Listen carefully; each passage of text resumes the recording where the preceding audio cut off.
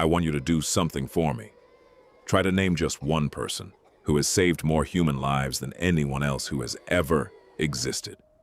Not a doctor, not a president, not a soldier. You can't name them. And that is the most disturbing part of this story. Because that man existed. He saved over 1 billion people from starvation, and when he died in 2009, most of the world had never even heard his name. This is that story, and it will change the way you see the world forever. It starts in 1914. A tiny farming town, Cresco, Iowa. A boy named Norman Borlaug is born into a Norwegian immigrant family. No wealth, no connections, just a small farm, and the Great Depression looming on the horizon. His grandfather used to tell him something that stayed with him his entire life. Fill your head now, so you can fill your stomach later. Norman didn't grow up dreaming of saving the world. He grew up watching his family's crops fail. He watched drought destroy everything they worked for. He understood hunger, not as a statistic, but as something that lived in his own house. In 1932, he graduated into a broken America. Banks collapsing, millions out of work.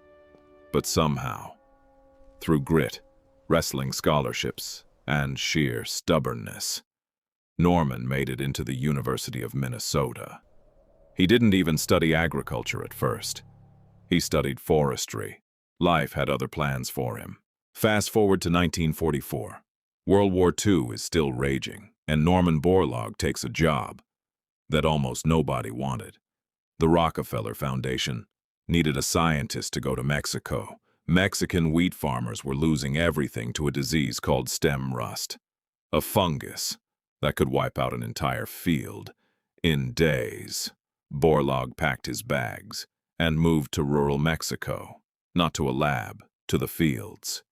He believed something most scientists didn't, that you couldn't solve a farmer's problem from behind a desk. You had to live in the mud with them for years. Borlaug worked in brutal conditions, poor equipment, resistance from local farmers who didn't trust this American outsider, funding that nearly got cut multiple times. He bred thousands of wheat varieties, crossbreeding them by hand, season after season after season. Most scientists would have quit. Borlaug didn't know how to.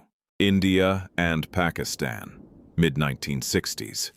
2 consecutive monsoon failures had devastated crops, population rising fast. Experts on American television were openly predicting that hundreds of millions of people would starve to death. This wasn't speculation. This was the projected reality. Borlaug was brought in, and what he found was a logistical nightmare.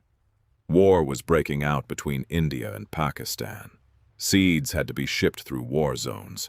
Bureaucracy nearly killed the entire project before it started. The first seed shipment got stuck in Mexican customs. 30 trucks had to convoy across the Mexico-US border. Then the Watts riots closed the freeway. Then a bank refused to honor Pakistan's payment check. Nothing went right. But Borlaug pushed forward anyway. The results were staggering.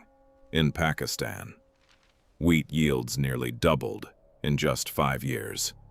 Pakistan was self-sufficient in wheat by 1968. In India, production grew from 12 million tons to over 20 million tons. By 1974, India was self-sufficient in nearly all cereal grains. The famine that was supposed to kill hundreds of millions of people never happened. Researchers called it the Green Revolution.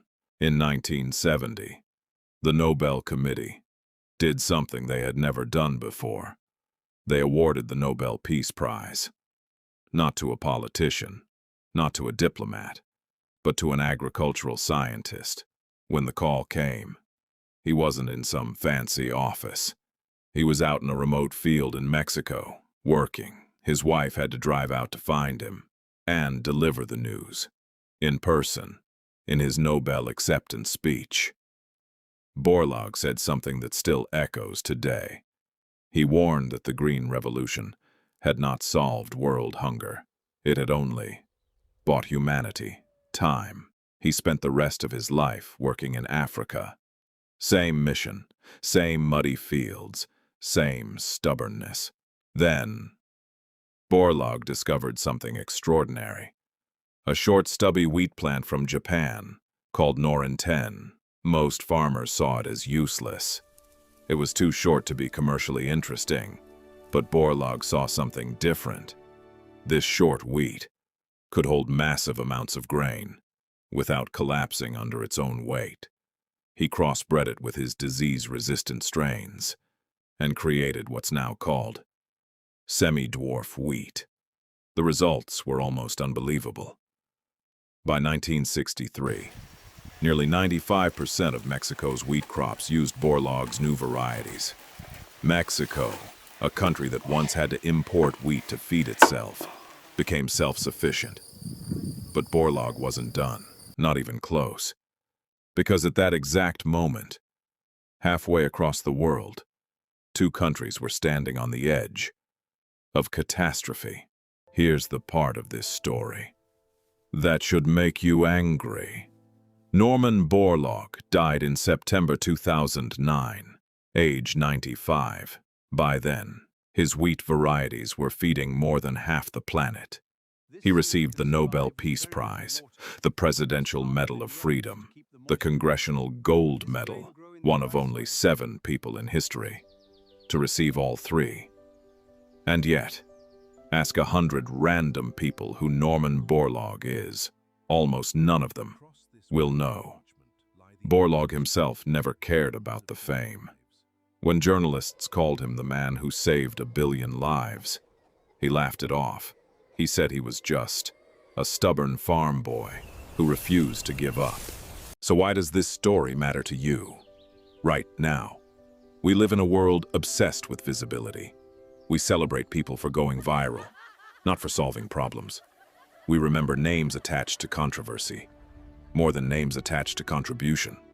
Norman Borlaug spent his entire life in muddy fields, breeding wheat by hand, season after season, with no guarantee it would work. He wasn't chasing fame. He was chasing a problem worth solving, and in doing so, he quietly saved more human lives than anyone in recorded history. The next time you eat bread, remember there was a reason for that, and his name was Norman Borlaug. Maybe the real lesson here isn't about agriculture at all. Maybe it's this. The people who change the world the most are rarely the ones we're taught to remember.